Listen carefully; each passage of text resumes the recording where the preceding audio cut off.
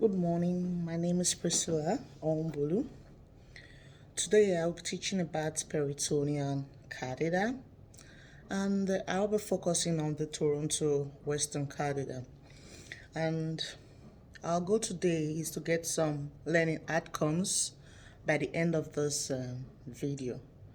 We should be able to discuss what a Toronto peritoneal catheter is, and also we'll be able to identify the pros and the cons of peritoneal catheter. And going forward, we'll be able to familiarize with the pre-insection, post-insection care, and also to understand how to exit this catheter in case it's not longer needed. Before we go further, I would like to talk about the meaning of Toronto Western catheter. It is created. Toronto Western catheter is created in Toronto, Canada. It is inserted into the peritoneal space in the abdomen. This catheter has a silicone disc that holds it in place to help prevent leaks. They are usually made of silicone rubber, and one of the disadvantages of this catheter is antibiotic creams such as mupirocin. It can damage the catheter, causing it to leak. But before we go furthermore on the disadvantage, I would like to take us to the advantage of Toronto Western catheter. It helps prevent infection.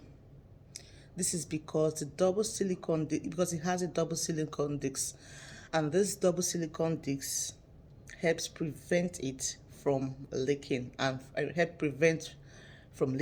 from having an infection.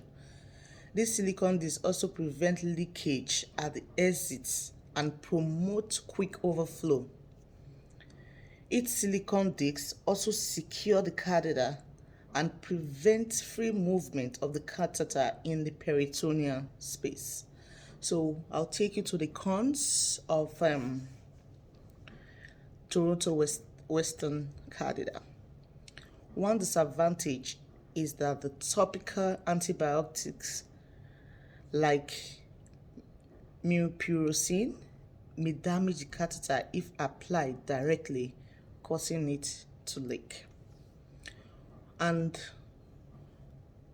I would like to tell you what to expect before you insert this Toronto Western catheter. Before you insert this catheter, your doctor will assess you for complications that might hinder the surgery. Examples are hernia and pleural effusion. Hernias may need to be repaired by a surgeon before the surgery can be done. And before you go for the pre-op or before you insert catheter, your bowels will need to be cleared. Laxatives are being given for surgery before the effects of this insertion. The doctor will prescribe IV antibiotics as per precaution for infection, because before this thing we don't need any infection, so your doctor will be able to prescribe IV antibiotics for you, so we can go. Pre-surgery, before the pre-surgery of this insertion, we need blood work. A blood work needs to be obtained before this insertion takes place. At least we have to obtain the basal values of your blood work. Then INR blood work is obtained to see how fast your blood clots. And if you are on blood thinner, it will usually be had before the surgery. We have to stop like every blood thinner medication. If you have any blood thinner, in order to prevent blood clotting. Then I'll take you further on after the surgery. What are the things we need to know? What are the things we need to do? And before I take you there, let's go straight there. Your surgeon will address it with sterile dressing. After the surgery, a sterile dressing needs to be done, and we do not need to tamper with this site of a section. Tamper with the dressing for 7 to 10 days in order to prevent infection on the site. And the catheter needs to be mobilized and stable. We do not tuck in the catheter, so we need to stabilize this maybe with bandage or with dressing so that we don't destabilize it, because it needs to be stable and immobilized so we don't rupture the thing. And post-op, your caregiver will need to flush this catheter with fluid. Usually they take about 500 mils to 1,000 ml to maintain the patency of this catheter. Blood drainage may be expected or is normal for a few days, but if it continues, we have to, of course, consult our doctor. But for the first few days, we can see some bloody drainage, which is normal for some days. And peritoneal PD should not be started until healing is at exit site is complete. Peritoneal we don't need to start it immediately, because we have to make sure that the site of the insertion is healed completely, and this usually takes about, so for people, 7 to 10 days for healing to occur at the site of excision.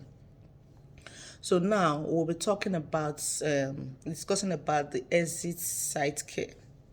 How do we care for this exit site of our Western Toronto catheter? And when cleaning the exit site, we have to ensure that we have marks all over our mouths.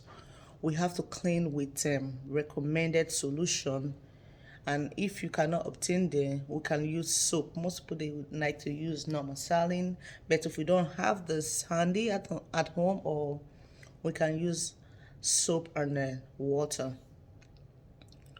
And we have to clean from the we have to clean from the clean area to the dirty, starting from the exit side to the outward side of the site of insertion, the exit. And to ensure this exit site is dry